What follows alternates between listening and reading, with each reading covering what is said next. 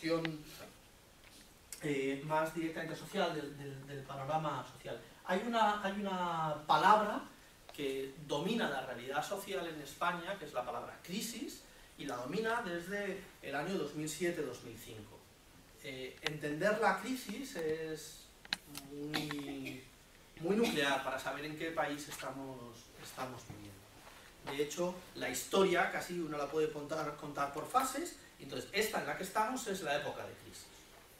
Y se puede contar que lo anterior es el periodo previo a la crisis. Entonces hay que entender, digamos, por un lado, ver cuáles son los efectos, las consecuencias, los impactos de la crisis, ver también cuáles son las causas y ver cuáles son al mismo tiempo los modos de gestionar la crisis, ¿no? Todo eso está un poquito entremezclado.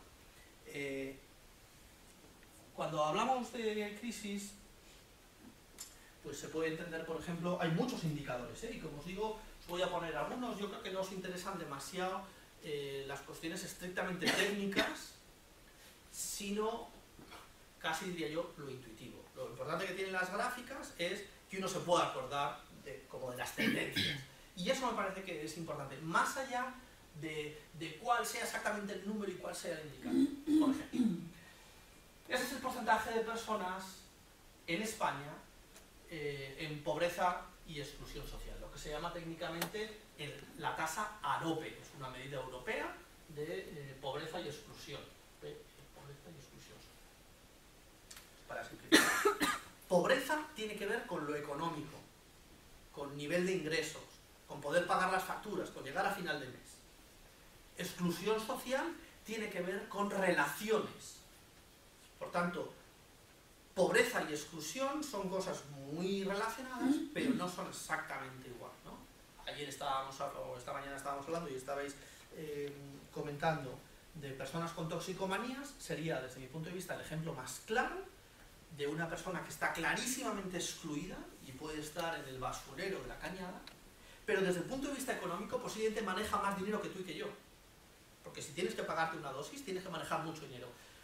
Que tengas que ejercer la prostitución para eso, o robar un banco, o lo que sea, por decir así da igual, pero en cuanto a pobreza, en cuanto a nivel de ingresos, de recursos, no puede, en según qué indicadores te saldría que no es una persona pobre, pero clarísimamente es excluida.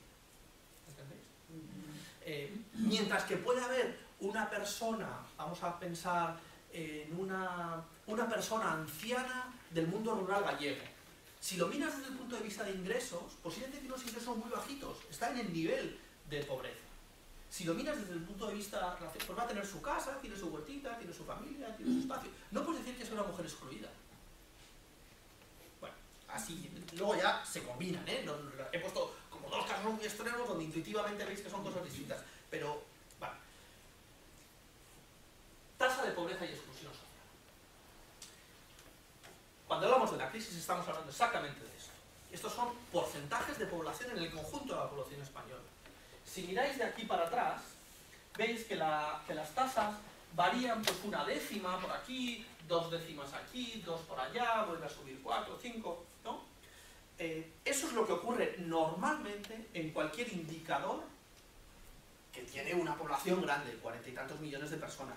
Es muy difícil que haya una variación en porcentaje de un año a otro muy grande. Normal, ¿no? Eso se entiende. Fijaos que más o menos la tasa de pobreza y de exclusión está más o menos igual. Si queréis mirarlo optimistamente, bueno, pues con un ligero descenso, ¿no? No es que sea un descenso muy descenso, pero bueno, va bajando un poquito. ¿Qué pasa con la crisis año 2008? Pues fijaos cómo sube. Está subiendo 2 puntos porcentuales en un año, y 2 al siguiente, y 1 y pico al siguiente. Cuando hablamos de la crisis, de la profundidad, de la intensidad, de la extensión de la crisis, estamos hablando exactamente de esto. Que los niveles de pobreza y de exclusión social se han agudizado hasta niveles extremos, en un ritmo muy rápido. Lo llamativo de esta crisis es que ha sido muy rápida, muy intensa y muy extensa. O sea, extensa porque ha afectado a muchísimas personas, intensa porque ha sido muy profunda, muy rápida porque el cambio de tendencia fue rapidísimo y además prolongado. Bueno, pues si juntáis todos esos elementos, una crisis dura, intensa, extensa, rápida y prolongada. Prolongada quiere decir que estamos ya pues 7 años, ¿no? Puede ser que en este momento hay algunos indicadores que empiecen a decir que empezamos la recuperación, pero claro, es que han pasado ya 7 años, del 2007 al 2014. Si queréis poner el límite del 2008, pues lo podéis poner. Pero son 6-7 años, ¿no? Y no está claro que en 2015 vayamos a notar la recuperación. Y si notamos recuperación será en los indicadores macroeconómicos. La gente no lo va a notar aún. Entonces, bueno, esto hablaría de que no es una crisis pasajera, anecdótica o superficial, sino que está tocando niveles muy hondos de la estructura económica relacionada. Vale, entonces esto lo pongo como un ejemplo. Si hablamos con otro indicador, la tasa de pobreza, la tasa real de pobreza, pues la tendencia es más o menos igual. Estamos en torno al 20%, un poquito por debajo del 20% todos estos años, y pega el subidón en nosotros. Digamos, estos son indicadores sintéticos y se ven muy claramente. Bueno, pobreza y exclusión social, no nos interesa la distinción teórica de una y otra.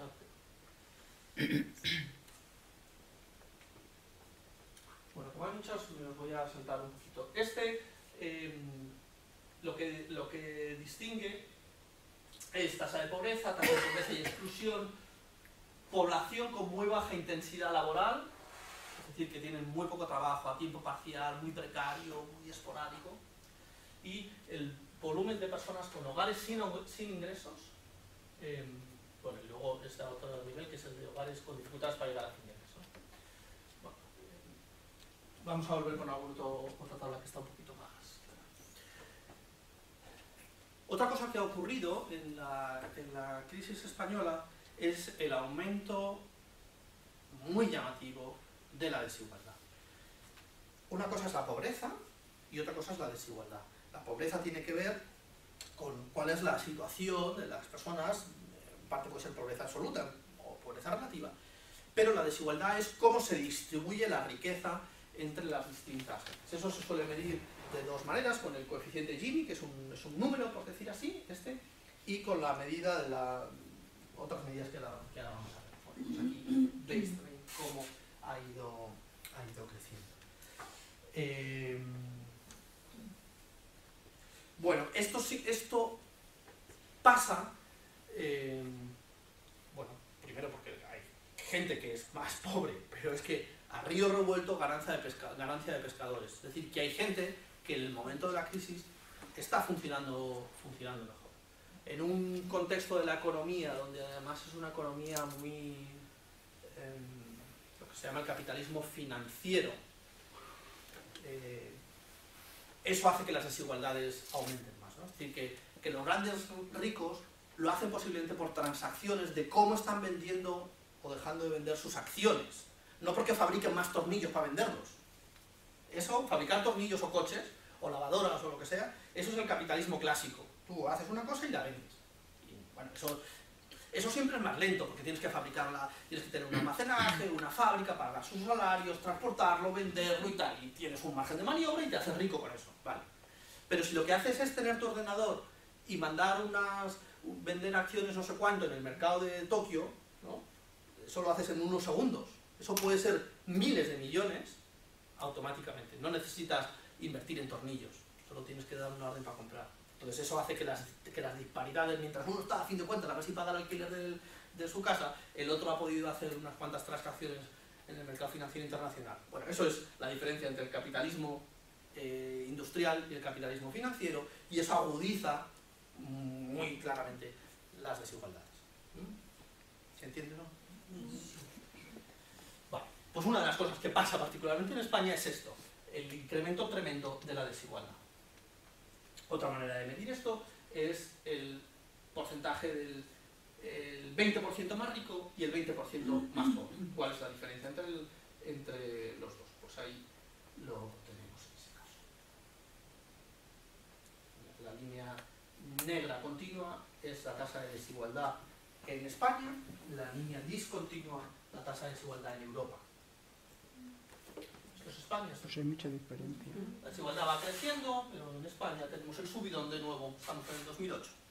La desigualdad vuelve a crecer de una manera muy llamativa, 5,9, 2 puntos de diferencia en 2 años. Esto es una diferencia tremenda. ¿Cómo está esa?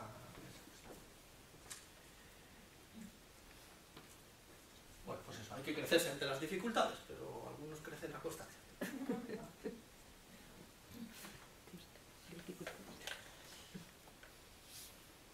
Esto es tasa de pobreza en España. Las medidas de pobreza se hacen en función de, se coge cuál es la riqueza global del país y se divide entre las personas, ¿no? Entonces, en comparación con eso, se calcula la pobreza. Por eso es importante saber cuál es el umbral de la pobreza. ¿Cuál es la línea en la que se dice, debajo de esto, uno es pobre? Vale, pues la línea moradita es el umbral de la pobreza. Está aquí en euros. Es decir, en este momento, 2012, el umbral de la pobreza en España está en 5.600 euros. Si una persona tiene menos de 5.600 euros por año, pues se considera pobre. Pero es que en el 2008, porque la riqueza global era más grande, el umbral estaba casi en 7.000, 6.800. O sea que ahora ahí ha bajado el nivel. Dicho de otra manera, que si tú antes tenías 6.000 euros, estabas por debajo del umbral de la pobreza y por tanto eras considerado pobre. Ahora con 6.000 euros eres considerado no pobre. Porque como la pobreza ha bajado en general, ¿veis la cosa? O sea que también la medida es de pobreza relativa, ¿no? Con lo cual ahora cuando hablamos de pobreza estamos hablando todavía de un nivel más bajo, ¿no? De ingresos. Bueno, y aquí está la pobreza, cómo va creciendo la pobreza. De nuevo, año 2008 estamos por aquí, cómo crece la tasa de pobreza. Vale, hasta ahora son porcentajes y algunos indicadores sintéticos, pero no sé si eso nos ayuda a entender exactamente qué es lo que hay. Vamos a ver algunos de estos datos que nos ayudan como a aterrizarlo. Por ejemplo, este es evolución de los hogares sin ingreso. ¿Cuál es el número de familias, de hogares, de casas que no tienen ningún ingreso en casa? Es decir, que no hay ningún sueldo, ni del padre, ni de la madre, ni del hermano pequeño, ni no sé cuándo, que no tiene subsidio por desempleo, que no cobra una pensión, que no cobra una pensión no contributiva, que no cobra... Pues estamos desde el 2007, estos son datos oficiales del Instituto Nacional de Estadística, que va midiendo trimestralmente, del 2007 al último trimestre del 2013, pues estamos hablando en este momento de unos 700.000 hogares sin ingresos. Y este es uno de los impactos más llamativos de la crisis. Fijaos que estamos en 700.000, cuando al inicio de la crisis, si contamos el inicio de la crisis aquí, estaríamos hablando de 350.000. Hemos duplicado en estos años el número de hogares que no tienen ningún ingreso. Y quizá este es uno de los efectos más demoledores de la crisis y de que la crisis sea prolongada. Si tú en el año 2007 te quedas en paro, bueno, pues a lo mejor te quedas en paro tú, pero tu esposa tiene un trabajo. Entonces te quedas en paro tú, y aunque tu esposa no tiene, tú tienes un derecho a cobrar el paro, el subsidio de desempleo, y tienes a lo mejor un añito, pues te pones en el 2008 o en el 2009 con eso. Y quizá entre medias pues ha habido un pequeño trabajillo de tu hijo y no sé cuánto y tal. Y después puedes recibir la ayuda esa de los 600 euros o de los 450 euros que se dio durante 6 meses y tal. Y después puedes pedir prestado o echar un poco de mano a tus padres o a un vecino. Pero nos hemos puesto siendo optimistas en el año 2010 o el 2012. Pero cuando estamos en el 2014 y la cosa sigue, pues entonces ya no hay ningún colchón. Uno de los efectos que tiene la crisis tan prolongada es que el colchón de apoyo se va resquebrajando. Entonces, como es muy larga, pues hay...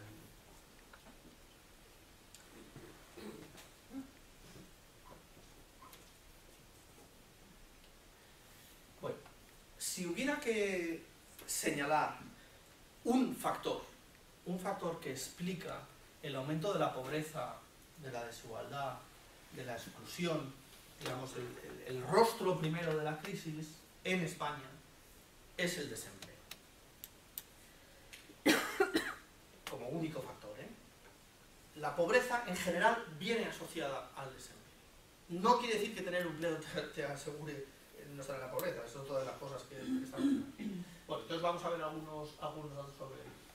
Primero sobre el empleo, número de personas que están empleadas, que están trabajando. Estamos desde el año 83 aquí, esta es una serie larga, hasta el 2013. El volumen de personas empleadas va creciendo, lógicamente, va creciendo también la población, llegamos a un pico por encima de los 20 millones, pero desde el 2007 la cosa va en declive. Es cierto que hay aquí un ligerito ascenso, pero habrá que ver. Entonces hemos perdido pues unos cuantos millones netos de empleo, 4 millones o por ahí, ¿no?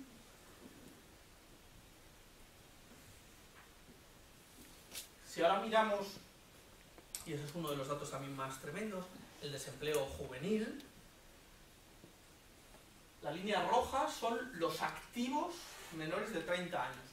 ¿Cuántas personas en España que tienen menos de 30 años están activos? Están o bien trabajando o bien buscando trabajo activamente, no están, bueno, no están estudiando o han dejado de buscar trabajo. Bueno, pues estamos aquí, ¿no? Más o menos estable y va con este declive. Pero todavía más es, dentro de los activos, cuáles están trabajando y cuáles están en paro. La tasa de paro juvenil está aquí, es esta columna de aquí, un porcentaje, ¿no? Venimos de unos años pues en torno al 10, 15%, pega esto es el 2008, pega el subidón, y estamos en torno al 50%. El 50% de los jóvenes españoles, menos de 30 años, que están intentando buscar trabajo, no lo encuentran. Aquí están descontados los que están trabajando. O sea, si un chaval de 21 años está dedicado a la universidad, este no cuenta aquí en el 50% de desempleo. Ese no es población activa, ese está estudiando. Pero de los que están buscando trabajo, de los que quieren trabajar activamente, la mitad no encuentran trabajo. Esto es un dato de los más demoledores, porque además fijaos que llevamos unos años así, del 2009 al 2014 prácticamente estamos hablando de un periodo de 5 años. Claro, tener una generación, unos años en los que hemos estado en torno al 25-50%. Tener unos años de 5 años donde la gente más joven no está teniendo experiencia laboral, quiere decir que no tienen experiencia, que su nivel de motivación es muy bajo y que estás perdiendo los años más, ¿no?, de incorporación al mercado de trabajo, también más creativos, más expansivos, más tal. Aquí nos vamos a topar con un problema muy serio de generación y lo vamos a pagar dentro de 20 años, ¿no? Cuando esta gente, gente que tenga 25 o 30 años, esté con 45, ¿qué experiencia laboral, qué seguridad en sí mismos, cuándo has aprendido las cosas como más básicas?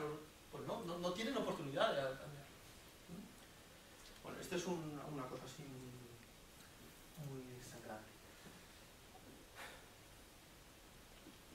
Sigo con el tema del desempleo. En azul, la tasa de paro. ¿Veis? Esta también es serie larga, desde el 87 hasta finales del 2012. Siempre hemos tenido en España unos niveles de paro muy amplios, muy altos, comparados con otros países europeos, ¿no? Fijaros, aquí estamos por encima también del 20%. La época, nosotros hemos tenido, la anterior crisis fuerte fue en torno al año 92, ¿vale?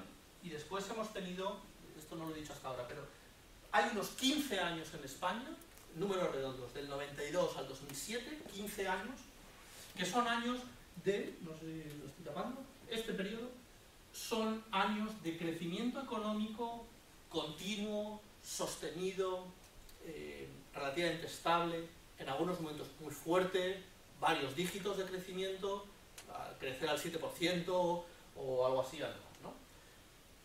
Y bueno, se ve que baja el desempleo de este tipo. Claro, baja el desempleo hasta estar, bueno, 7%, una cosa así. Pero fijaos cómo es la subida 2007. Es una subida tremenda. Y nos volvemos a poner a unos niveles por encima del 25%, del 26-27% hemos llegado a esta, ¿no? Es, como digo, el elemento más grave y más sangrante que explica la crisis económica en España es la del desempleo. La crisis y la pobreza. Si sumáis desempleo prolongado y desempleo juvenil, la coctelera es bastante. Bueno, pero lo más serio de esta gráfica todavía no es lo que he dicho, no es esta línea azulita, que parece ser, sino las otras dos, o la combinación. La línea verde es el paro de la persona de referencia del hogar. Claro, imaginaos una familia, y entonces una familia de 5 miembros, un papá, una mamá y 3 hijos. 2 de los hijos son menores, y hay un chaval de 22 años, y el papá y la mamá. Claro, ahí tienes 3 personas en paro, pero sinceramente no es lo mismo que el que esté en paro sea el chaval de 22 años o lo que se llama la persona de referencia. Bueno, la persona de referencia es, fijaos que siempre hay una diferencia bastante grande. Aquí, ¿qué es lo que quería decir? Que hay mucho paro, pero en realidad, vamos a ser un poquito machistas, que el varón, si es el sustentador principal, el papá, este ha tenido trabajo, y quien está aquí, la diferencia de esto es que el chavalín de 12 años y la mujer están pero al menos tienes a alguien trabajando, que es el sustentador principal, ¿vale? Es decir, la situación familiar está un poquito más acolchada, tienes un ingreso que además es de aquel que es la persona, vamos a decir, principal desde el punto de vista laboral, ¿no? Porque a veces tienes, vamos a poner el esquema clásico de este, ¿no? Pues el papá que trabaja en una fábrica, jornada completa, y lleva 10 años o 15 de trabajo y tiene un trabajo estable, y a lo mejor la mujer que trabaja por horas, pues limpia una escalera, tiene un trabajo esporádico y tal, y esta se queda en paro. Bueno, hombre, para la economía familiar no es lo mismo, ¿no?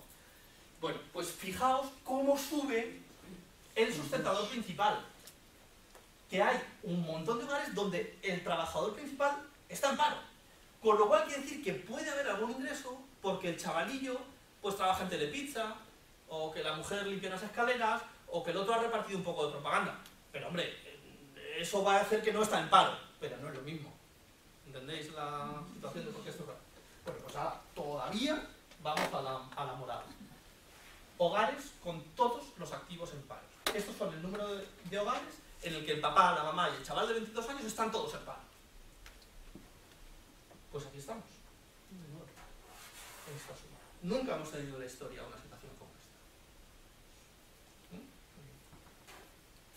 Las épocas peores que teníamos, todavía hay esta otra diferencia, es que estamos por encima del 10% de los hogares en los que todas las personas están en paro.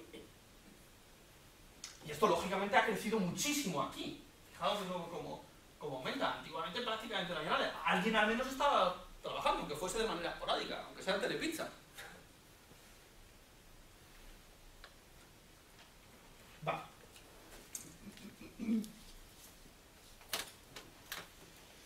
¿Más o menos se entiende esto?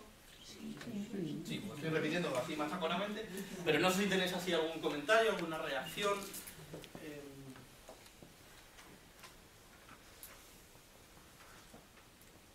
Pues que mucha gente de la clase media española ha pasado a pobre. Vamos a ver eso ahora con un poquito más de detalle. Claro, yo dije que la crisis es intensa, que es muy aguda, que ha sido prolongada, pero que ha sido también muy extensa.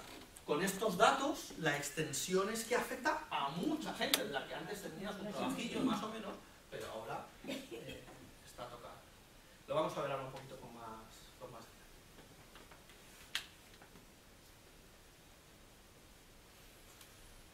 Vale, continuamos. Sí. Perdón. Sí, sí. Sí. Entonces decías que, porque estamos al 2012, ¿verdad? Bueno, los datos, claro, la estadística siempre va un poquito retrasada, pero sí. Claro, porque verlo así asusta muchísimo, porque en esto de prolongada, ahí no hay así como percibir que la cosa mejore, ¿no? No, es que no mejora. Los datos del 2013 siguen esta misma tendencia y quizá los datos del segundo semestre del 2014, digamos del verano para acá, empiezan a bueno, o bajar o por lo menos a estabilizar un poquito. Tuvimos datos relativamente buenos en el verano, pero el otoño no está siendo tan bueno. La economía española es una economía muy estacional, que se llama. Es decir, y eso pasa siempre, los estudiosos lo saben. Es decir, que en verano, por ejemplo, como hay mucho turismo, pues el empleo va mejor, porque hay gente que le contratan de camareros o para ayudar en no sé cuánto, la limpieza de un hotel, pero son trabajos para 2 o 3 meses y vuelve a septiembre y vuelves a los... Entonces, los datos del verano eran buenos, incluso desestacionalizados, quitando el elemento estacional. Pero es poco tiempo para saber si hay tendencia. Vamos a ver, por ser optimistas un poco. Por lo menos por no dar todos datos negativos. Hombre, esto en algún momento va a tener que acabar. La cosa es cuál va a ser la tasa. Yo diría que esto se va a ralentizar, ¿no? Que no va a seguir creciendo así, pero no va a bajar. Eso así no va a ser. Va a ralentizarse. La única cosa positiva que vamos a notar es lo siguiente.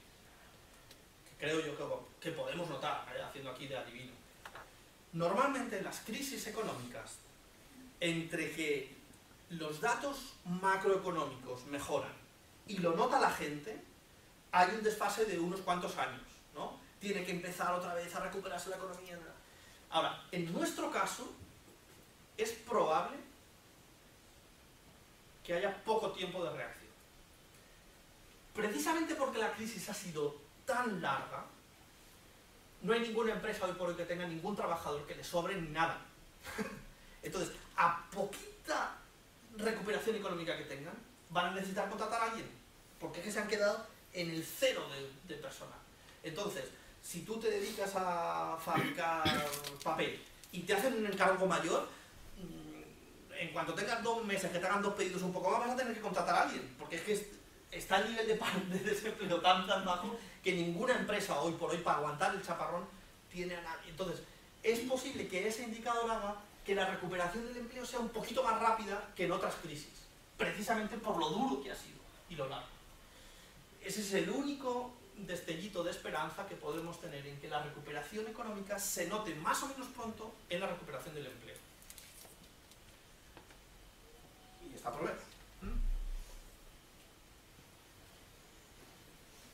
Bueno, otra cosa que ha ocurrido en estos años tiene que ver con la gestión de la crisis. ¿Cómo se ha gestionado la crisis? Básicamente las políticas españolas y las políticas europeas han estado marcadas por el criterio de la austeridad,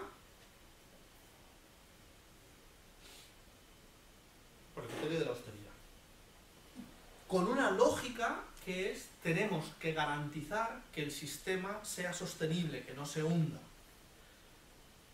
pero con una realidad, esas por ser favorables al tema, pero con una realidad que eso lo que ha supuesto es recortes sistemáticos de derechos, en muchos ámbitos.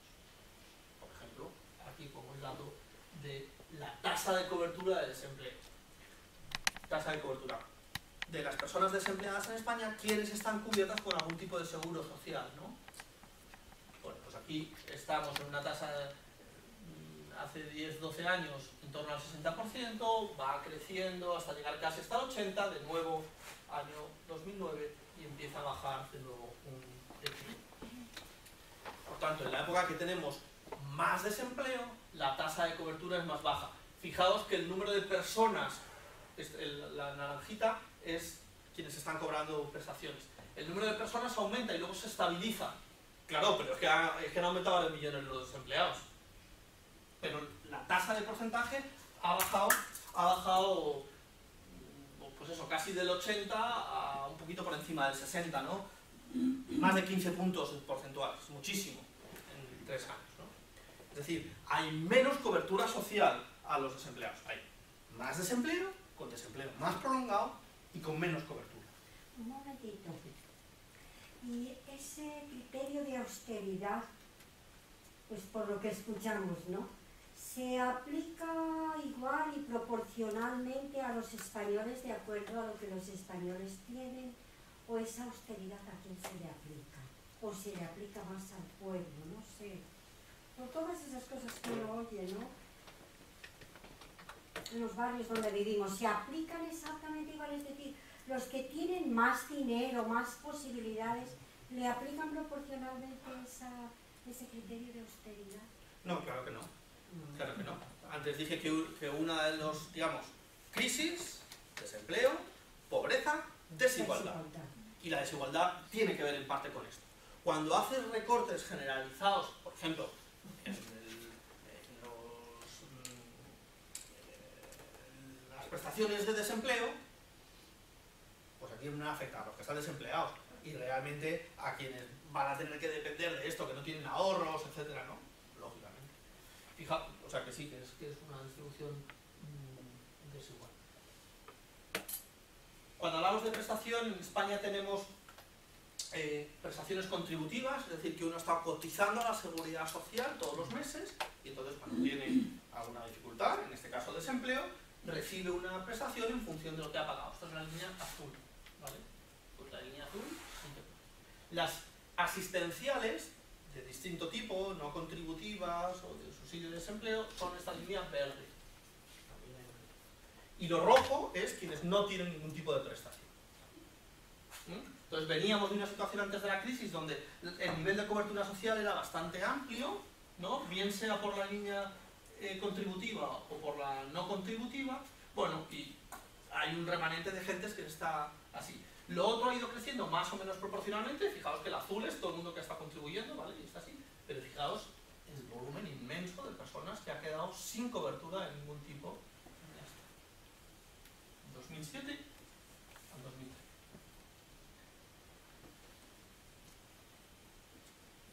Esto es la tasa de gasto público en educación, ¿no? El pico en esta época, estamos en torno al 5,5% y hemos bajado un punto, ¿no? Al 4. Aquí en miles de millones de euros y aquí en porcentaje del PIB.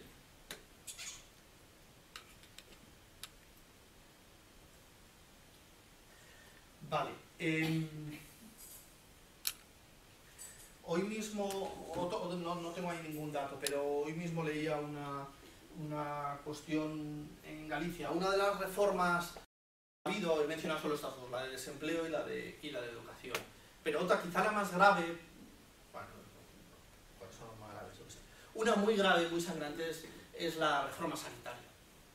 La reforma sanitaria en España ha sido muy tremenda desde mi punto de vista, me parece que es muy simbólica. Nosotros veníamos de un sistema gratuito y universal instaurado a mitad de los años 80, un sistema del que yo creo que nos debemos sentir francamente orgullosos, que ofrecía una cobertura razonable, pero sobre todo esto, universal y gratuita. Cualquier persona que estaba en España pues tenía acceso a nuestro sistema sanitario. Y entonces es un sistema que bascula en torno a la idea de ciudadanos. Todo ciudadano tiene derecho a una prestación sanitaria. Pero la reforma instaurada en este tiempo, hace ya 2 años, en septiembre de hace 2 años es cuando empezó, modificó este sistema y excluye, quizá la batalla que más se oyó fue que excluye a las personas inmigrantes en situación irregular, que quedan fuera del sistema sanitario, de la cobertura sanitaria. Pero en realidad, y eso es muy grave, estamos hablando de unas 800.000 personas o algo de ese tipo. Pero en realidad, el asunto no es ese. El asunto es que se ha cambiado el modelo, y entonces el modelo sanitario en este momento en España no atiende a los ciudadanos, sino a los asegurados. ¿Cuál es el sistema habitual de ser asegurado? Cotizar a la seguridad social. Si tú estás trabajando, pues ya está, asegurado. O bien que algún familiar tuyo lo haga, entonces dependes de la tarjeta de ese cotizante. Pero en realidad es un cambio de modelo, de concepto, desde mi punto de vista, tremendo y demoledor, porque rompe la cohesión social, rompe el contrato social para convertirlo en una especie de contrato mercantil, que yo contribuyo y recibo. Pero es que el contrato que teníamos era otro, era por el hecho de ser humano y de ser ciudadano y estar aquí, tienes unas necesidades que están cubiertas por el conjunto de la sociedad a través del sistema sanitario. Ahora no. Entonces, la cosa no es solo, que ya es bastante seria, que se excluya a unas personas por estar en una situación administrativa irregular, sino la cosa es, voy a poner dos ejemplos.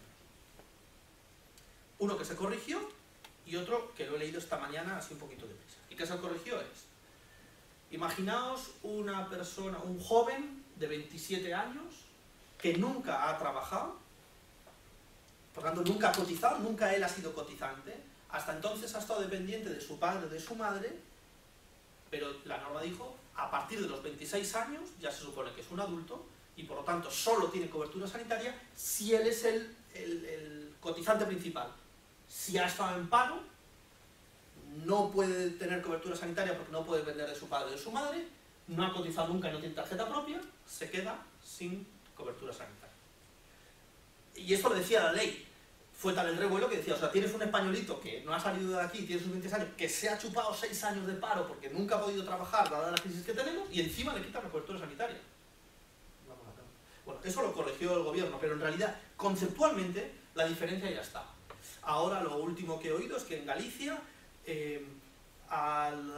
no lo he podido ver con detalle, pero porque es noticia de esta mañana, parece ser que a los desempleados de larga duración, que por tanto no han estado cotizando durante un tiempo largo, se les va a quitar también de la cobertura sanitaria. Pero en realidad veis que los ejemplos podrá ser, otro caso ha sido personas españolas que están trabajando fuera, que no han estado cotizando en España y que cuando vuelven dicen, pues si no has estado aquí, pues quedas también fuera del sistema sanitario. O sea, hay muchos ejemplos, pero los ejemplos podrán ser más o menos sangrantes, más o menos claros, corregirse o no. A mí lo que me parece serio es que se ha quebrado el modelo de cobertura sanitaria gratuita y universal, y de fondo es un problema filosófico, que es que hemos sustituido una especie de contrato social, de cohesión social, es decir, formamos parte de esto, a mercantilizar el asunto, particularmente mercantilizar la salud. De hecho, ahí los religiosos y religiosas tenemos una situación un poco peculiar por los acuerdos Iglesia-Estado y las negociaciones específicas que tenemos con la Seguridad Social, pero tenemos un asunto complicado. ¿Qué pasa con un misionero que ha estado 30 años en otro lado, que vuelve aquí y por tanto no ha estado, a lo mejor no ha podido, la congregación o lo que sea, no está cotizando ese tiempo, vuelve a quedar aquí y vuelve a estar en una situación así? Preguntabas tú, ¿afecta esto por igual a todos? No, ¿qué va a afectar por igual a todos? Esto afecta a aquellos que no se pueden pagar un seguro privado. O sea, simultáneamente esto, lo que hemos visto en España es el crecimiento de los seguros privados sanitarios, Asisa, Sanitas, etc. El que no lo tiene va a depender del sistema sanitario universal y por tanto si se quiebra el asunto, pues se quiebra el tema. ¿Vale? ¿Y tú ves alguna solución para todo esto? Bueno, de esto último que estoy hablando,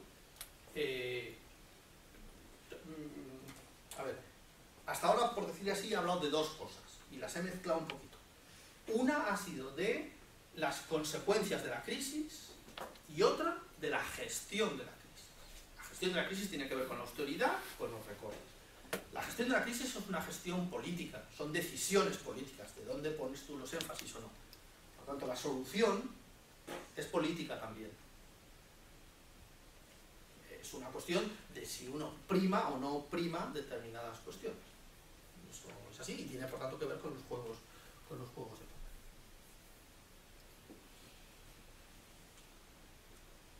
Vale. Voy un poquito para atrás, ya no quiero yo enrollarme demasiado, pero vuelvo a decir que es que el tema del desempleo es muy importante de entender. Y entender que en España tenemos unos datos tradicionalmente de desempleo muy grandes.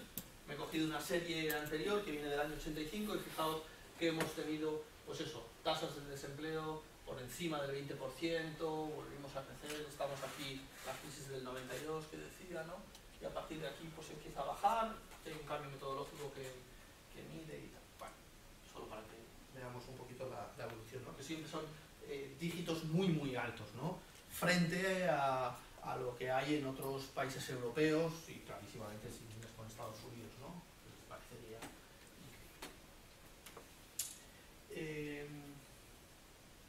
Bueno, no os interesa demasiado, creo, pero sí conviene aclarar, porque alguna vez tenéis curiosidad y mira, que en España se mide el paro de dos maneras distintas. Dos maneras que no tienen nada que ver una con la otra, ¿eh? Pero son dos medidas oficiales y entonces a veces salen datos, claro, como miden de manera distinta, el resultado es distinto. Los que saben un poco ven, saben leer los unos y otros y no hay confusión. Sobre todo no hay que confundir unos datos con otros. ¿Cómo se mide en España? Uno, lo que se llama el paro registrado. En España tenemos las oficinas antiguamente llamadas del INEM, las oficinas del Servicio Público de Empleo, que son las oficinas oficiales del gobierno para el empleo. Y ahí tienen un registro. ¿Qué es lo que registran esta gente? Todo señor o toda señora que ha ido a la oficina y diga, oiga, yo estoy en paro y quiero trabajar. Entonces apuntan, suman todos y dicen, hay 1.800.000 parados. Suman toda la lista.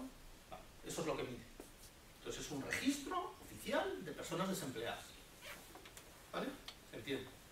Otra cosa que hacemos con el otro registro oficial, pero muy distinto, es lo que se llama la encuesta de población activa. El Instituto Nacional de Estadística tiene la encuesta más grande de España, que la hace siempre y hace encuestas trimestrales. Entonces estos señores tocan el timbre de la casa, ding dong, hola, buenos días, ¿qué tal? Y le preguntan una serie de cosas. Entre ellas le dicen, ¿ha trabajado usted esta semana? Y entonces dice, no, pues no he trabajado. Sí, pues trabajé unas horitas, no sé cuándo, y en su casa. Y entonces es una encuesta. Encuestan a lo mejor a 20.000 personas en España. Y con eso extrapolan y hacen los datos. ¿Vale? Como veis, son dos maneras de medirlo totalmente distintas y van a dar dos datos distintos. Los datos de paro registrados son siempre más bajos de los datos de la encuesta. Siempre en España. Casi 5 puntos porcentuales de diferencia. Pero los expertos dicen que es más preciso, que hay que fiarse más del dato de la encuesta. Porque es una encuesta, normalmente la lógica diría el contrario, ¿no? Porque las encuestas no te vas a fiar. Si solo has visto a 20.000 personas, ¿cómo sabes de 5 millones? Bueno, es una encuesta muy grande y que llevamos haciendo 30 años. Entonces es una encuesta muy buena que mide muy bien y se hace todos los trimestres con una metodología igual. No sé si esto os está despistando mucho. Lo que digo es que veréis que siempre hay dos datos. Paro registrado, la encuesta del INE. Bueno, son datos distintos y hay que fiarse más del este, porque normalmente tú dices, hombre, la encuesta la gente va a engañar un poco. Mira, no. Cuando llevas ya 40 años haciendo la misma encuesta y lo haces a 25.000 personas, sabes dónde está el error. Y lo que te van a engañar ahora, ¿por qué te van a engañar esta semana más que hace 3 meses? Pues no te engañan más, es lo mismo. Y entonces es una foto muy precisa. Y lo que te preguntan es, ¿usted ha trabajado esta semana? ¿En el último mes? ¿Ha trabajado en algo? Entonces mide muy bien. Si yo he trabajado en Telepizza, no voy a ir a la oficina de empleo a decir, oiga, que me borre del paro, que ya he conseguido... O, como sé que son bastante ineficientes las oficinas del paro para buscar trabajo, pues no me registro. Le digo a mi vecina a ver si me consigue trabajo, pero no voy a perder el tiempo ni ir a la oficina del paro. Y por tanto, el registro registra peor que la encuesta. Y cosas de esas técnicas que haremos. Pues más datos del desempleo. O sea, estamos hablando de 6 millones de parados en una población de 44 millones más o menos y un porcentaje pues, del 27%. Cosa bastante.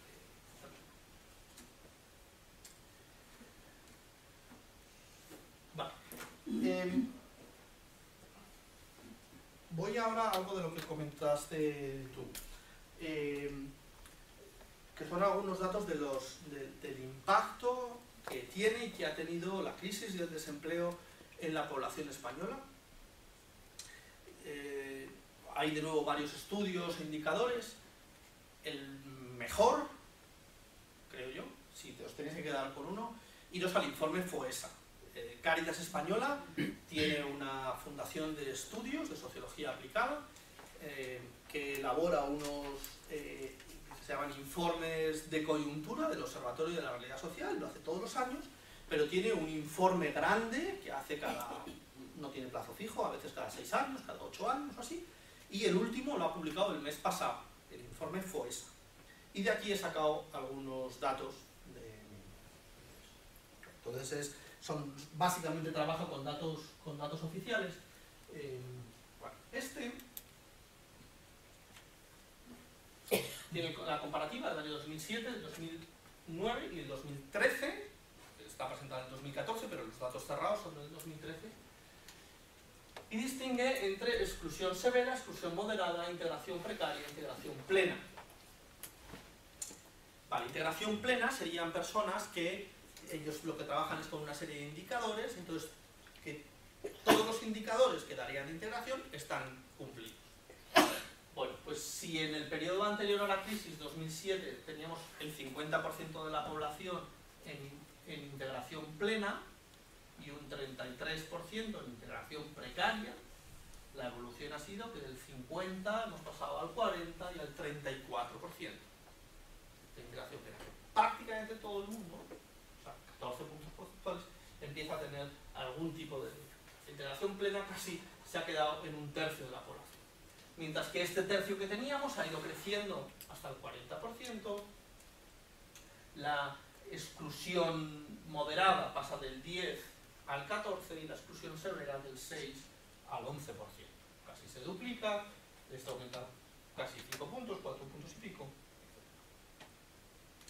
Estos de aquí, por decir así, serían, bueno, lo que podemos llamar en términos generales, clases medias, ¿no?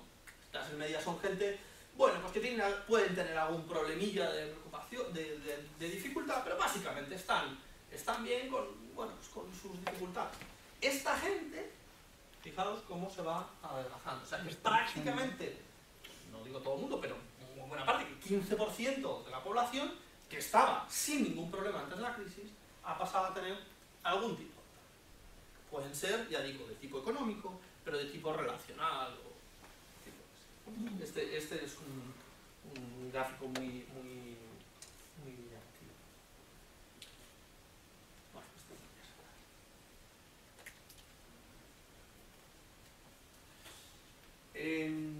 para que nos hagamos una idea, cuando antes hablaba de integración, exclusión social, aquí está desglosado de dónde vienen las dimensiones de la exclusión. El empleo, la educación, por conflicto social, por el consumo, por la vivienda, por aislamiento, por exclusión política, digamos, falta de participación, dificultades para participación, y en el tema de la salud. O sea, cuando hablaba antes de integración plena es que en ninguno de estos ámbitos tiene ningún problema. Que puedes votar y participas, que tienes una red social suficiente, que en la vivienda, pues ahí se incluyen cuestiones como si tienes una vivienda a la que puedes pagar, pero también si tienes agua corriente o si puedes tener una calefacción suficiente. Que llega el invierno y puedes tener una temperatura adecuada en casa. Pues hay gente que, bueno, tengo mi casa, pero en realidad apago la calefacción porque no tengo suficiente para pagarla. Entonces, eso sería un indicador de exclusión en la vivienda, integración precaria, ¿no? O sea, si tú tienes que decir, mira, no voy a poner la calefacción aunque haga frío y me aguanto, me pongo 2 jerseys más y paso la noche con una manta, pero no voy a poner la calefacción, pues estamos hablando de que, hombre, no es que esté fatal, pero no por decir que eso es integración plena, ¿no? Por poner un único ejemplo. Bueno, pues estos son los que han ido aumentando. Pues aquí veis, exclusión de la vivienda, pues pasa del 21% al 29%, en estos años, y así en los demás. Ciertamente el empleo del 17% al 41%, claro, lo que he dicho antes, el empleo es lo que te va. ¿Por qué? ¿Es que ahora te gustan más las mantas que los calefactores? No, es que me quedan palos y tengo que pagarlo. ¿No? O sea, el empleo es lo que tira de los demás. Fijaos, los dos más grandes, empleo, vivienda. Lógico. Fruto de eso, veis aquí, conflicto social. Pues conflicto social, que la gente tiene más follones en su casa, más broncas.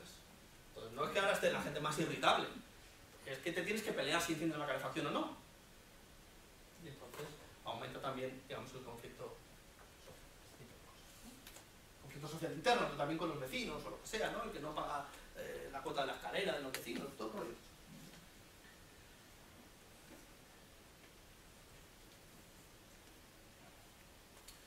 Bueno, esta es una tabla interesante, pero relativamente compleja, me la voy a saltar, porque además las lecturas, o sea, es cómo afecta la crisis por distintas categorías, por sexo, por edad, varones y mujeres, por los que están trabajando buscando empleo. Los colorines se refieren a esto y veis cómo va afectando de distintas maneras, pero nos lo vamos a saltar, ¿vale?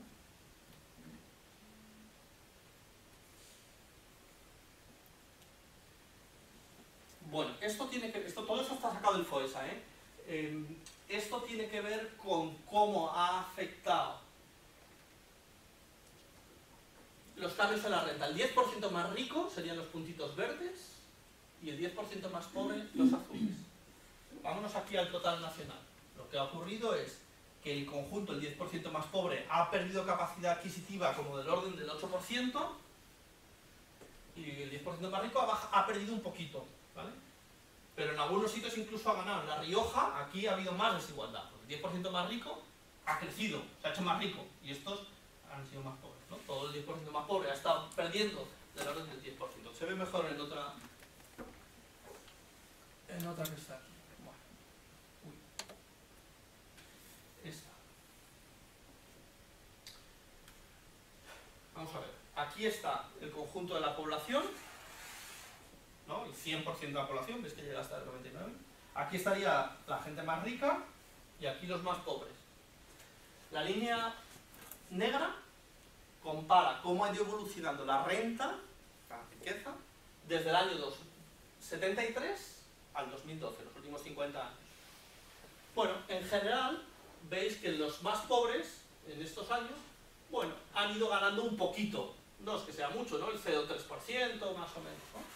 Y más o menos, esto quiere decir que se ha ido redistribuyendo un poquito, que los pobres han ido mejorando un poco de situación en los últimos 50 años. No es que sea muchísimo, pero bueno, un 0,3%, ¿vale? Y, bueno, pues ha habido una cierta redistribución en este. ¿Qué ha pasado, línea morada, en el periodo de la crisis, del 2007 al 2012? Pues que el 10% más pobre, que es este, aquí tenemos el 10%, son los que más han perdido, pero fijaos que han perdido del 1% cada año. Esto es muchísimo. Mientras que los demás han ido perdiendo un poquito. Este es un pico que no entiendo muy bien, quizás metodológico. Y las gentes por aquí, que estábamos hablando del 80% más rico, ha mejorado, ha crecido un 0,2%. Mientras que esto es tremendo, el 10% más pobre son quienes han pagado el pato. Y no estaba mal.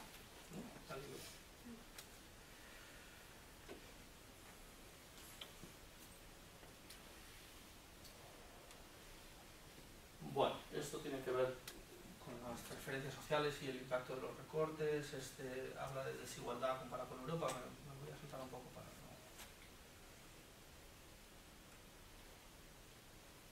Bueno, este ya no es de FOESA, pero este compara, hablando de la desigualdad, cómo se reparte la renta.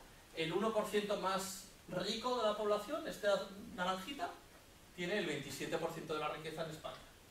El 9%, el 28%. O sea que el 10% más rico maneja el 50% de la riqueza en España. Y el 30% de la población, el 2% de la riqueza. Eso es una sociedad desigual, ¿no? Agudizado, como digo, por el capitalismo financiero, ¿eh? Esto no se consigue por la diferencia de salarios. O sea, no es que el presidente de un banco cobre más que quien se encarga de la limpieza. No es esa diferencia salarial. Es que el que se hace rico es, digamos, especulando, cambiando, vendiendo. Y robando. Información privilegiada, ese tipo de cosas, ¿no? Juegos de bueno, pues cohechos, ese tipo de eso. Vale. Más o menos, menuda chapa os estoy contando.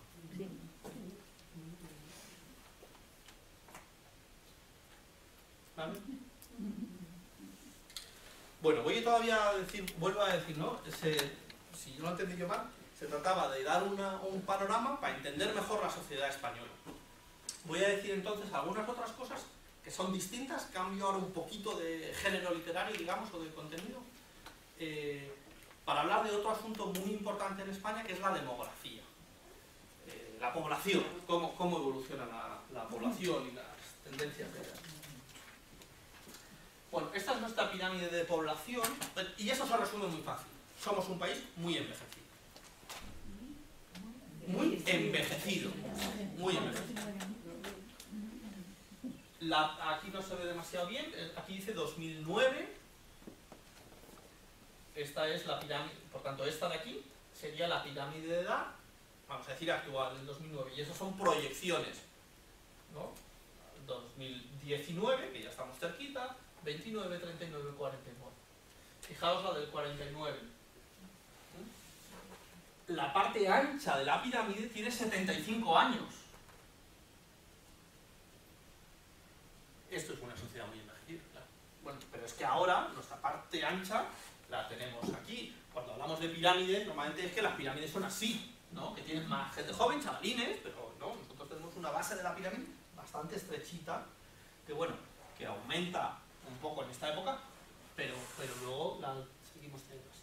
Entonces ahí tenemos algunas dificultades muy importantes para la sostenibilidad de nuestro sistema y para algunas magnitudes. Bueno, esto compara, aunque no es muy precisa la foto, compara la pirámide de población del conjunto de la población española con la pirámide de la población extranjera.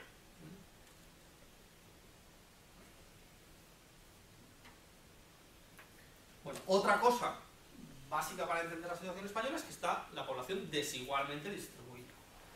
Aquí tenemos el mapa de España, la península, y Baleares y Canarias.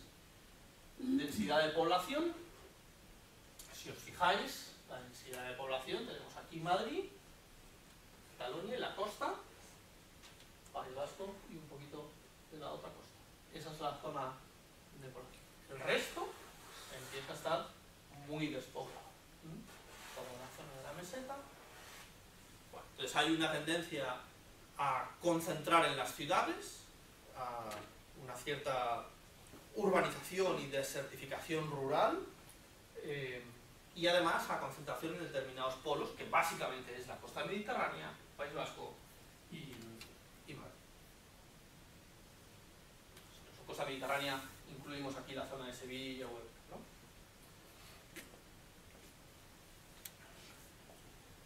Vale, eso también por tener así un poco.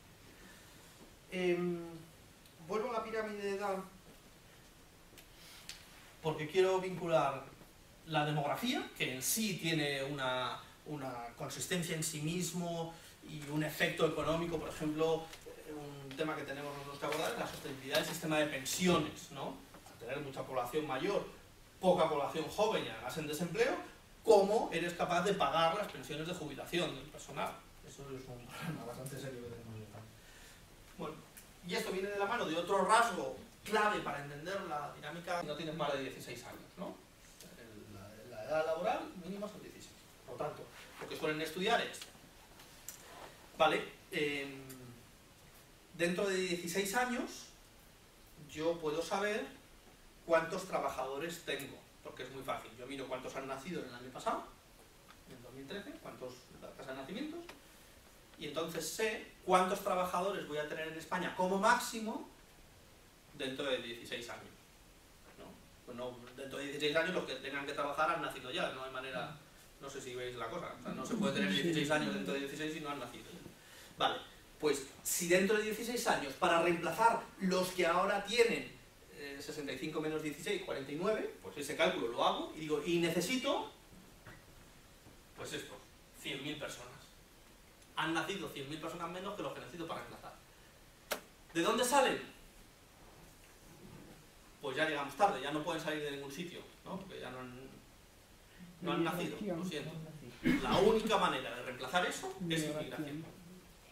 Inmigración, es que venga gente de fuera.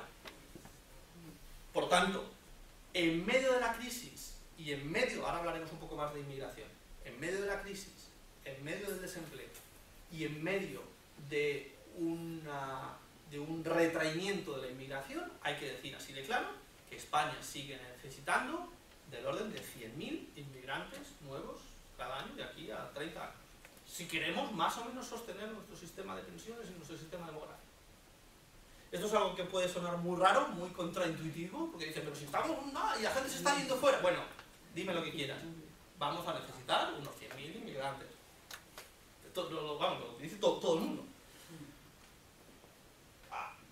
El cálculo hay que hacerlo un poquito más ajustado porque no es tan automático, ¿no? Hay cambios en el sistema productivo, no es exactamente que cambie uno por otro, pero el grueso, el trazo grueso es este. y eso va un poco contra la intuición y la percepción, lo cual puede tener efectos muy peligrosos, ¿no? Porque da la impresión que se dice, no, pues los inmigrantes estaban de paso y se tienen que ir. Bueno, pues mal mensaje es ese, porque en realidad los que están se van a quedar y además vamos a necesitar más. Esto es muy claro en buena parte de las sociedades europeas, pero en la española es clarísimo, es clarísimo. Bueno, más cosas de demografía, los nacimientos. Otra cosa que está ocurriendo en España es la tasa de nacimientos. Aquí distingue entre los que... A ver. La rojita es donde el papá y la mamá son españoles. La azulita si incluyes que el papá o la mamá son extranjeros. O sea, fijaos la tasa de nacimientos que tenemos en España si no contásemos los de, sobre todo, mamás extranjeras.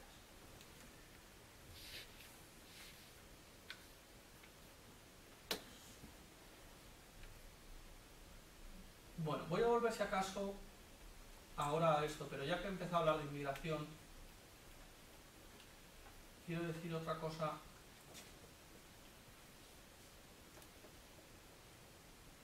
Vale. ¿Qué es esto? Una de los rasgos más importantes para entender la población española, para entender la sociedad española, desde el punto de vista de población, desde el punto de vista económico y desde el punto de vista cultural, es qué significa la inmigración en España. Y eso se entiende, los que somos españoles y hemos vivido aquí, lo entendéis, no os tengo que contar mucho. Para los de fuera, el caso español es un caso muy especial, mucho. Nosotros hemos sido tradicionalmente un país de emigrantes a América Latina, a Suiza, a Francia, a Alemania, y más o menos, en torno a mitad de los años 80, empezamos a ser receptores de personas migrantes. A mitad de los años 80, fijaos el porcentaje de la población española de origen extranjero. Y va creciendo, ¿no? Desde prácticamente no tener nada, pues tener el 1%, bueno, en el año 90 pues a lo mejor estás un poquito más, sigues en el 95%, tal. Hay un auténtico boom migratorio en España en torno al año 2000, empieza un poquito antes, vamos a decir el año 97, 98, con unas tasas migratorias de crecimiento muy alto, fijaos que llegan más o menos hasta el inicio de la crisis, vamos a decir el año 2008 o por ahí, donde estamos hablando de un porcentaje en torno al 1,5%, 2%, 3%, y nos ponemos en niveles en torno al 12%. Niveles del 12% en un periodo de 10 años, vamos a decir del 97 al 2007. En 10 años pasamos a unas tasas de población extranjera en España que son comparables a las de Bélgica, Alemania, Francia, Suiza, Holanda, los países clásicos de inmigración. Con la diferencia que ellos han llegado a ese nivel en un proceso de unos 50 años y nosotros en apenas 10. Ha sido un proceso de migración muy amplio y muy rápido, que coincide con el boom económico en España. Dije antes que en este periodo, desde más o menos el 92 a más o menos el 2007, se produce en la gran época de crecimiento económico español. ¿Quién sostuvo el crecimiento económico español en esa época? Las personas migrantes. Claro. Hay, por decir así, tres rasgos fundamentales, no digo que sean los únicos, pero tres como muy intuitivos de la economía española en época de expansión, que son la construcción. O sea, ¿por qué crece España? Básicamente por el boom inmobiliario y por la construcción de carreteras y de obra pública. Ese es el gran motor, o uno de los grandes motores de la economía española. Segundo rasgo de la economía española contemporánea en época de crecimiento es la incorporación masiva y sistemática de la mujer al mercado del trabajo. Ese es otro rasgo muy importante. Tercero, el tirón tecnológico, la industria tecnológica. Vale. En los tres casos la aportación migrante ha sido muy significativa. Las que vivís en Madrid, o habéis vivido fuera, recordáis la M30 y el enterramiento, los túneles de la M30, ¿vale? Los túneles de la M30 se hicieron en esa época, en el año 2005-2006, inmediatamente antes de la crisis, que fue cuando yo volví a Madrid. Y se me quedó este dato grabado. En los túneles de la M30, el 50% de los trabajadores, la mitad, exactamente la mitad de los trabajadores, eran ecuatorianos. No extranjeros, ecuatorianos. La mitad de los trabajadores en el año 2005 de los túneles de la M30 eran ecuatorianos. Y posiblemente el otro 30% eran entre rumanos, africanos, no sé cuántos. O sea, el 80% de la gente que construyó los túneles de la M30 eran extranjeros.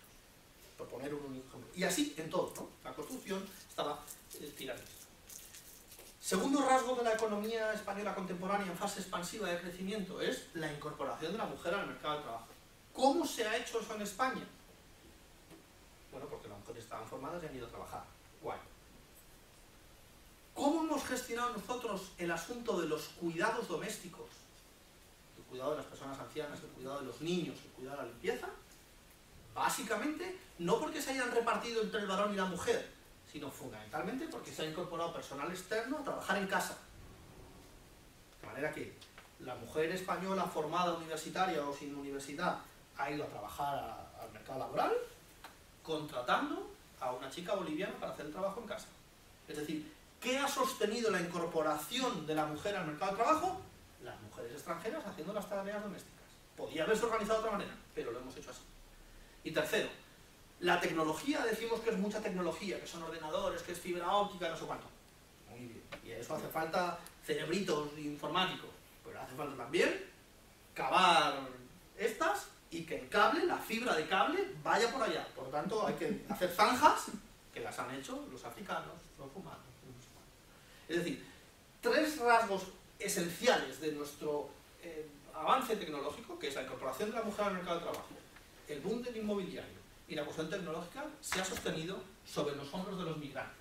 Justo en esta época, desde mitad de los 90 hasta la época de la crisis del 2007-2008, coincide con el crecimiento en millones de personas migrantes. Esto es esencial para entender la sociedad española, para entender la fase de crecimiento, para entender la configuración nueva de la población española.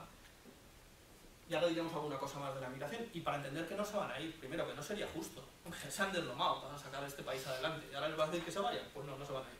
Pero además es que no se van a ir por otro motivo, porque han venido para quedarse, con su familia, con sus hijos, no se van a ir. Algunos se volverán, y veremos también quiénes, ¿no? Pero bueno, esto es. Y por tanto, la sociedad española, la foto de la sociedad española es distinta de hace 10 años, muy distinta, o significativamente distinta.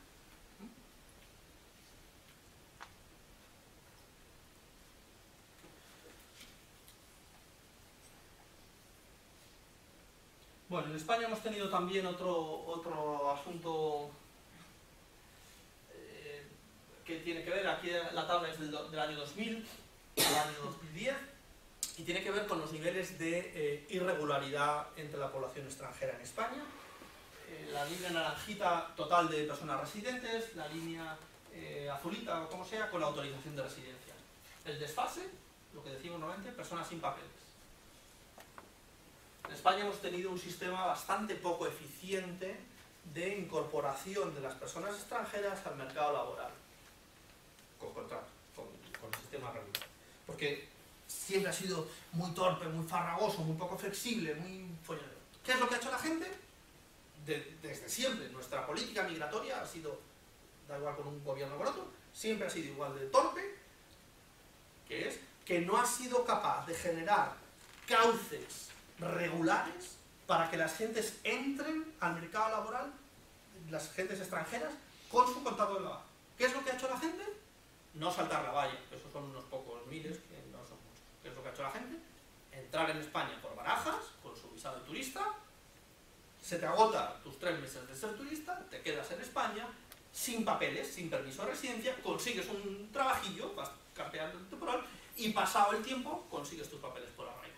Este volumen de personas son las que están en ese periodo, que no tienen todavía papeles. Pero la mentalidad que siempre hemos tenido es, todavía no tengo papeles. ¿Cómo se consiguen los papeles en España? Dirían, pues mira, tienes que estar 2 o 3 años hasta que los consigues. cual es absurdo, pero es porque no tenemos, siempre hemos tenido legalmente otro sistema, pero nunca ha sido eficaz.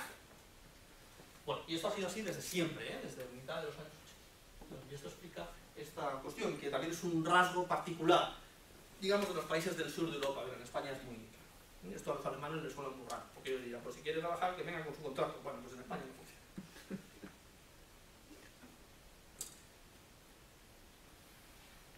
Vale.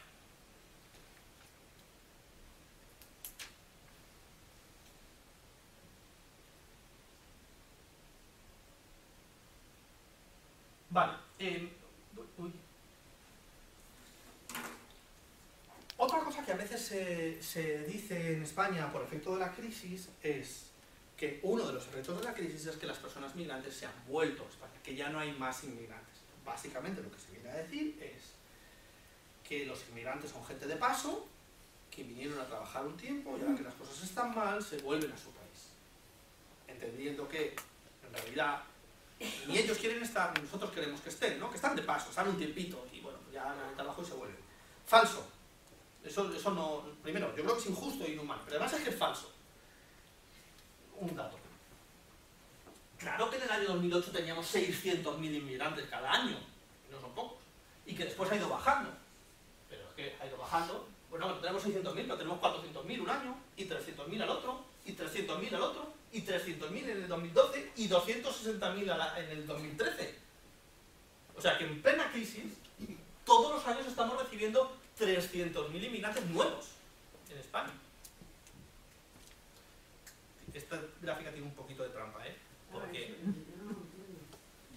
¿Nuevos? Sí, ¿Nuevos? claro, claro. La trampa no está en que sean nuevos, la trampa está en que hay que contar los que también han salido. Siempre hay que contar cuántos entran y cuántos salen. Esto siempre es así. El movimiento de población siempre es dinámico y entonces a lo mejor en este año hay 600.000 nuevos que entran y 400.000 que se han ido. Eso también, o sea que eso siempre es así, ¿no? Entonces hay que ver cuál es el neto. Ahora hay otra diapositiva por ahí del neto. Lo que quiero decir es que son volúmenes. Ahora estamos prácticamente en tasas desde el 2012. El 2012 fue el primer año en que la tasa fue negativa, O sea que esto no son 300.000 netos, son 300.000 llegadas. Pero hay que decir que sigue llegando gente. Eso es lo primero. Pero lo segundo es, ¿quiénes están...? ¿Por qué la migración, sobre todo en España, en Europa, no es una migración que vaya a desaparecer? Pues porque es una migración muy familiar. Es una migración laboral, viene a trabajar, pero el esquema es una migración bastante familiar. Lo habitual es que o bien viene el varón primero en algunos casos, o la mujer primero, y reagrupa, luego va a traer a su marido, y después a los hijos. Y si después de 10 años con todo lo que ha costado, han conseguido sus papeles, y tienen a los hijos, tienen la familia aquí, y se han venido de Bolivia, muy, muy, muy mal tienen que ir las cosas para que regresen. Lo que de hecho ha pasado más es, por ejemplo, ¿quiénes son los que más se han vuelto en España? Los ecuatorianos. Los ecuatorianos de nacionalidad española. Es decir, emigrantes que llevan aquí 10 años, que vinieron en el año 98, que les pilló la crisis en el año 2008, 10 años después, ya para entonces tienen permiso de residencia permanente o en muchos casos nacionalidad española, tienen sus ahorrillos, siempre quisieron montar una tienda en Ecuador y dicen, mira, pues con esos ahorrillos yo me voy a probar a ver qué tal funciona en Ecuador, porque sé que me puedo volver aquí. Ahora, la chica paraguaya que está recién llegada, que vino en el año 2007, que acaba de conseguir los papeles, que necesita renovarlos el año que viene, esta se queda aquí y trampea como buenamente puede, con más o menos palos, y así, con su expectativa de que sea así. De manera que, aunque sea paradójico, es el que está más estable el que se va más como estrategia frente a la crisis. ¿Por qué? Porque no tiene ningún problema en volver, porque tiene un permiso de residencia permanente o porque tiene nacionalidad. Pero el que está todavía en precario, el que necesita cotizar este año para seguir, el que tiene que renovar dentro de un año, las tarjetas iniciales en España son para 1 o 2 años de renovación, ese va a aguantar el tirón, aunque esté mal aquí, porque no sé, yo que soy de Guinea Conakry y he conseguido llegar a España, me voy a volver porque aquí estén mal, venga hombre, aguanto el chaparrón y ya veré si va muy mal dentro de 5 años. Entonces ahora sí empieza alguna gente de las que ha tocado fondo y lleva 5 años que ya no tiene ningún colchón, algunos dicen pues tiro de vuelta. Pero en realidad tiende a ser una migración bastante estable. Con lo cual, quiero decir que si la demografía nos dice que necesitamos población migrante nueva, si la configuración familiar nos dice que es una migración más bien estable, conviene que tengamos ese mensaje para que no vivamos esto con una cierta provisionalidad, pensando que es gente que está de paso, porque entonces pensaremos nuestros colegios, nuestro sistema sanitario, como si no hubiera extranjero, y sí los hay. Estamos hablando de un 12% de la población española que está aquí. ¿Vale? Y si no... El siguiente rasgo que yo digo, este es cualitativo, es que con estos números que he dicho, que es una emigración muy rápida y bastante masiva, en un contexto de crisis, es decir, que la emigración topó con una crisis, digamos, con 2 picos simultáneos. Bueno, pues es,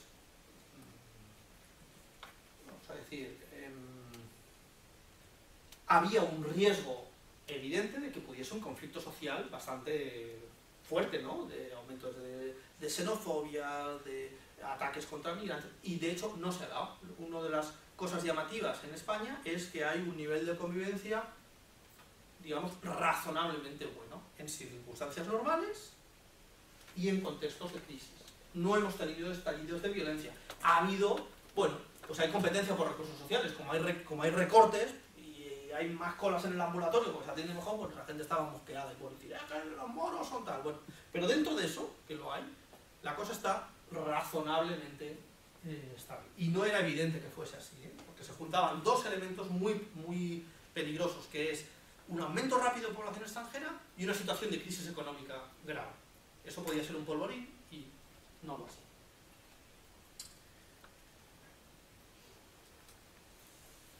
Bueno, esto es una cosa sobre las remesas.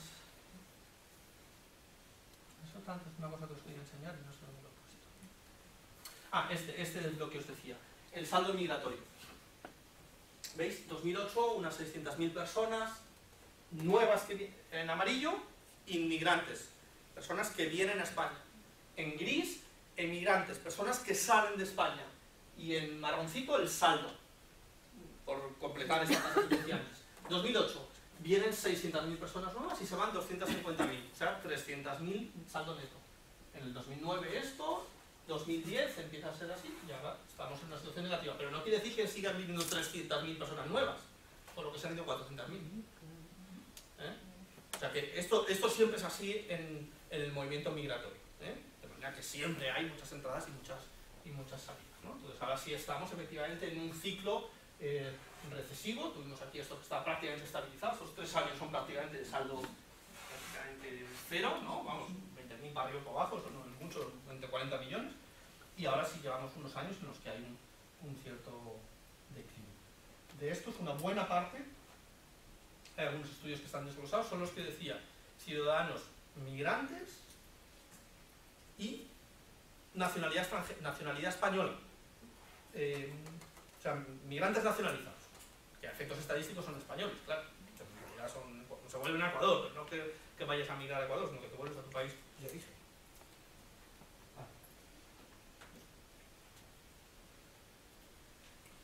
Bueno, esto... ¿Puedo hacer una pregunta? Sí, porque además me voy a callar ya para todo. Sí. Bueno, es que eso que dijiste, que habiendo 2 factores que podrían, que se podría esperar una reacción social así negativa, no se dio, ¿no? Bueno, a mí me gusta escuchar eso en primer lugar, pero se podría ver si hay alguna causa por la cual o qué factores han ayudado para que esto haya sido positivo. Bueno, en general yo creo que hay una cosa básica que a veces nos olvidamos, que es, no sé, como una visión positiva de la gente, que la gente es buena. O sea, que el emigrante no es una amenaza, que el español no es un xenófobo, que no, la gente es buena y que la experiencia es una experiencia razonable, que la gente ha convivido en los barrios y en el trabajo y bueno, pues pues se da cuenta de esto que os he dicho yo, pues, que si hemos estado trabajando juntos, pues vamos a tirar para adelante juntos. Y entonces los prejuicios, los estereotipos, los intereses de intentar enfrentar a unos con otros, bueno, pues yo creo que intuitivamente la gente sabe que, mira, yo tengo que sacar adelante a mi familia y este también, bueno, que este sea marroquí o que esta sea boliviana o que el otro sea senegalés, pues todos intentamos tirar para adelante, ¿por qué vamos a tener que enfrentarnos, ¿no? O sea, yo creo que esa es como una cuestión intuitiva que la gente no sé cómo decir, que está quizá lo que ha dificultado más eso es, vamos a decir, la, entre comillas, pelea por recursos escasos. ¿Dónde han venido los problemas? Y dónde hay, bueno, pues que en medio de todos estos recortes, bueno, pues hay menos becas para el comedor de los niños. Entonces, yo, que soy españolito del barrio de Villaverde de toda la vida, tengo a mis hijos y se quedan fuera de la beca. Y entonces a mí me repatea, porque es que además no puedo pagar la beca de comedor. Y cuando voy al cole, veo que esta, que es vecina mía, con un pañuelo y que habla con acento como si fuese marroquí, tiene beca de comedor. Y entonces yo me pongo de los nervios y digo, pero es que los moros... Bueno, ¿qué ha pasado? Pues que esta tiene 5 hijos y que cobra 600 euros. Y mi marido, a fin de cuentas, todavía tiene un poco más y tengo 2 hijos. Pues mira, ha sacado más puntos, no porque sea marroquí, sino porque tiene 5 hijos. Esta es la... Bueno, pero a mí me encrespa, porque en cuanto veo 2, pues... Entonces, yo me mosqueo porque pido una cita en el ambulatorio de la Seguridad Social y tardan un montón de tiempo y no sé cuánto, tal. Y vuelvo a ver que hay ahí un chaval marroquí o un chaval senegalés que no sé cuánto. Bueno, mira, todos los estudios en España dicen que lo que frena, encarece el sistema sanitario español son las personas mayores. ¿Quiénes están en el ambulatorio todos los días? Pues el que tiene un día reuma y el otro día tiene un constipado y el otro, pues normal, pues no son... Ya, pero normal, eso está bien, es lógico, pues para eso, claro, no lo digo, claro que sí. No es la familia de 38 años emigrante que ha venido de Bolivia que viene a trabajar, eso normalmente no tiene problemas de salud, está como una rosa, eso no llena los ambulatorios. Bueno, pero el día que voy yo a coger la cita, se me hace tarde y me cruzo con una mujer con pañuelo, ese día me sale la... Claro, se me hincha la vena racista, ¿qué le vamos a hacer? Bueno, pero la gente sabe que en realidad lo experimenta, por mucho que los medios de comunicación. Entonces yo creo que hay, no sé, como el criterio más básico sería que la gente es buena y razonable y experimenta, ve que vive bien. Y el mayor factor de riesgo tiene que ver con los recortes sociales, porque los recortes sociales es lo que agudiza esto, ¿no? O sea, lo que nos... Esto podía ser un volcán, pero no lo ha sido. Básicamente por el apoyo familiar, la red familiar, por mucho que esté cambiando, sigue siendo una red de soporte y porque la gente es buena. En estos años se ha notado que ha disminuido muchísimo los fondos públicos de ayudas a ONGs y entidades sociales. Por ejemplo, en cooperación internacional el 70% ha disminuido, y de ese orden en las entidades locales, y simultáneamente han aumentado los donativos particulares y ha aumentado el voluntariado. Es decir, el tejido solidario es un tejido que ha sostenido a las gentes en crisis. Cáritas, ahora no tengo el número de cabeza, pero Cáritas Española ha posiblemente duplicado el número de personas atendidas, por encima de 2 millones o de 3 millones de personas atendidas al año. Entonces, ahí hay una cosa muy significativa. En la parte específicamente de migrantes hay un tejido social, bueno, bastante amplio, donde la presencia eclesial es muy significativa, y eso ha ayudado tanto en la cuestión, digamos, de ayuda, acompañamiento, prestación de servicios, como en la cuestión de mentalidades, ¿no? de poder favorecer una imagen positiva, etc. Creo que eso es muy claro desde el inicio de la migración en España, desde los años 80, la migración de estos receptores de migración. La Iglesia ha jugado un papel, vamos a decir, de liderazgo discreto, no sin protagonismo, pero un papel muy activo. Sí. Lo que tú decías, las ONG y todo eso, todo el tema de la concientización, de la sensibilización, de quitar prejuicios, de cosas de esas, eso también yo creo que a la larga ha tenido que influir bastante. Sí, por ahí una mano. Sí. ¿Hay algún estudio sobre economía sumergida? Bueno, hay bastantes estudios de esto, tanto en España como en otros países. La economía sumergida, para nuestra sorpresa, es bastante generalizada en práctica en todos los países, en Alemania, en Dinamarca. O sea, que no es una cuestión de los griegos y los italianos y los portugueses y nosotros. Pues vamos, bueno, hay una diferencia también, ¿no? Pero en según qué estudios y según cómo cuantifiquen, bueno, pues a lo mejor estamos hablando de, bueno, pues en torno al 20%, a lo mejor en Alemania están en torno al 18% y nosotros al 22%, más o menos de ese orden, ¿eh? Hablo de cabeza. Bueno, y entonces en economía sumergida, yo que sé, hay modos distintos de medirlo, ¿no? Uno muy gracioso, por ejemplo, es con medidas indirectas, por ejemplo, la producción de cemento. La producción de cemento es un indicador bastante bueno para ver la economía sumergida, porque si se produce mucho cemento, pero resulta que luego no hay tanto cemento, tantas casas producidas, quiere decir que la gente está haciendo reformas, o sea, que está comprando cemento para hacer reformas en su casa, pero no las está declarando, pero el cemento se produce, ¿no? Entonces, ese lo miden según, o sea, chorradas de estas se hacen así para medir, ¿no?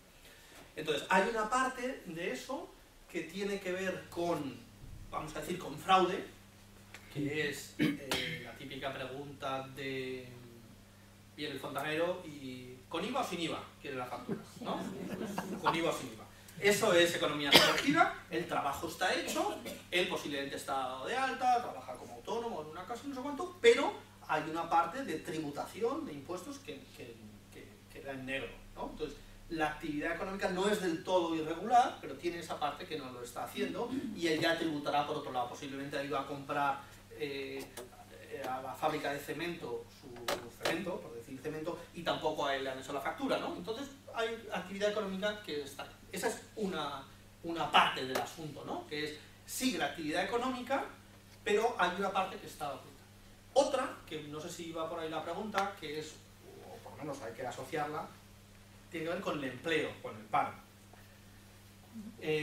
Porque mucha gente dice, pero con estos datos de desempleo, del 25%, del 50% de desempleo juvenil, lo que sea, esto no funciona. O sea, esto sería un estallido social, porque la gente no tendría que estar, no sé, en navajazo limpio por la calle, pues si no tiene...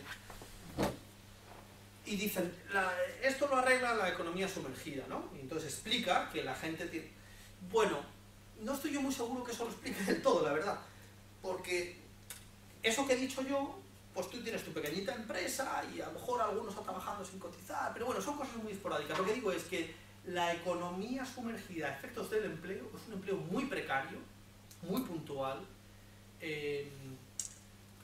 bueno, que lo que te hace es arañar un poquito para hacer, ¿no? O sea, que si alguien trabaja en empleo doméstico y limpia unos cuantos portales, pues a lo mejor no está de alta. Pero hombre, es que ha hecho 3 horas a la semana, joder, pues decir que eso es empleo, pues es decir mucho, ¿no? O el otro que trabaja el fin de semana en un bar y trabaja los viernes, no está, ya sé yo que no es coticidad, no está dado de alta. Y bueno, se saca un dinerillo, pero es que no llega ni para pagar la habitación. No sé cómo decir que con eso no se va a sacar ni 500 euros al mes. Entonces, bueno, o sea que hay y es relevante, no es, y es significativa en la economía española, pero no es muchísimo más que en otros países como, ya digo, Dinamarca o Alemania, es más, pero no es muchísimo más, y no llega a explicar esta otra cosa. No hay un 20% de paro sumergido, ni muchísimo menos. Hay chapucillas que la gente va haciendo para salir del paso y sobrevivir como buenamente pueda, ¿no? Pero bueno, en esas dos cosas... Pero sí que hay empresas ilegales que contratan a trabajadores y casi no los pagan. Bueno, eso también hay. La inspección, bueno, pues hay de todo, ¿no? Uno de los efectos que tienen también los recuerdos acaba siendo que la inspección es menos eficaz porque hay menos gentes, ¿no? Claro que hay explotación laboral. Gente que no tiene... Gente no declarada. Quiere ser honrada y no estar en la empresa y encima no le pagan. O sea, hay muchos casos. Otra cosa es que eso, digamos, explique los datos que hemos visto, que sea relevante estadísticamente, ¿eh? O sea, que estemos hablando, que hay muchos casos, son muchos, pero que sean el 10% de la población española, te digo yo que no lo es, ¿no? Es muchísimo menos, ¿no? Pero basta que sean unos cuantos cientos de personas para que sea sangrante, ¿no? Claro, normalmente además esto es a la gente que es más vulnerable, que tiene menos que hacer, que lo que necesita es sobrevivir y que está dispuesta pues, a tragar lo que sea, provisionalmente, un tiempito para salir del paso, ¿no? Eso es así, claro. ¿Qué dicen los datos sobre españolas que están saliendo del país para buscar trabajo, especialmente jóvenes? Bueno, pues eso es una tendencia así de los últimos 2-3 años. Bueno, por aquí, estos estarían aquí, ¿no? Estamos hablando de un saldo neto de unos 135.000 en el año... Pero son inmigrantes que han venido, pero son españoles que han salido. Estos, aunque pone aquí saldo de extranjeros, no es de extranjeros. Esto es el volumen total de gentes que han entrado y salido por la frontera española, entre los que aquí puede haber extranjeros, españoles y españoles nacionalizados. La tendencia del otro año, del 2013 que tenemos, es esta o un poco mayor. No creo que llegue a los 200.000, pero algo eso. Entonces, hay una tendencia, y es una tendencia de este tiempo, más o menos de los últimos 2-3 años.